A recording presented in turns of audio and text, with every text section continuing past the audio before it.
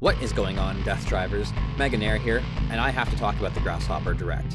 I had no idea what to expect. Grasshopper has done live streams announcing things in the past. It's been a little while though. And in the era of Nintendo Direct and Devolver Direct, things like that, I wasn't really sure how they would approach this, but they did it in the best way they probably could have. We saw cancelled games, we saw Shadows of the Damned remaster, we got a fake movie trailer, we got fake game trailers, and I want all of these things to happen, but I'm taking them with a grain of salt at this point, but they were super entertaining. Pistol Yakuza the video game, Electric Thunder Tiger 14, that part was awesome. I don't know who made that, but they did an excellent job. That looked so cool.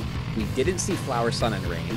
I think that we got a tease for it during the Pistol Yakuza credits. There's a certain line at the bottom that really brought me to my knees.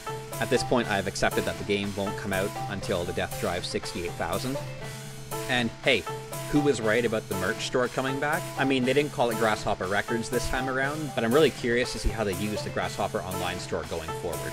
The sizzle reel had nods to most games Grasshopper has made, and again, we saw Grasshopper acknowledge for the first time projects SSK, MGD, and GMC. We didn't really see much of these games, the footage was a little blurred. SSK seemed kind of like a hack and slash game, a little in the vein of Killer is Dead and No More Heroes. MGD we basically saw nothing of, there's a close-up of a gun being fired, and if I had to guess, GMC was more of an action shooter game. We saw a female character wearing a cowboy hat and gun holster and firing a shotgun at somebody. We saw some artwork by Peach Momoko that included a character that James didn't seem to want us to know about right now. We learned about an art exhibition for the works of Tadayuki Nomaru, which is happening in July, and they showed a few pieces of art to go along with this, but I don't think they realized what they were doing when they did this because they included a picture from Kuriyami that I have never seen before. The character of G was illustrated a little differently than we saw him in the Edge magazine artwork and the sketches from various art books through the years.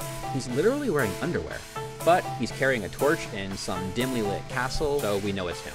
And lastly, to close the show, Suda51 was caught in his bunker playing this brand new game, but he paused it before we could see a very good look at it. But what we were able to see really has me curious about what this game's about. I've never seen a pause screen this clean and colorful in a Grasshopper game before. This game is most definitely coming to PlayStation 5. We saw the PlayStation icons on the pause menu. We also saw that this game keeps track of a few things like health, blood, something called Emerald Flosion. There are weapon slots, item slots. The weapons that the character had were Spazer and Brynhilde. So we'll just have to wait to see what that's about.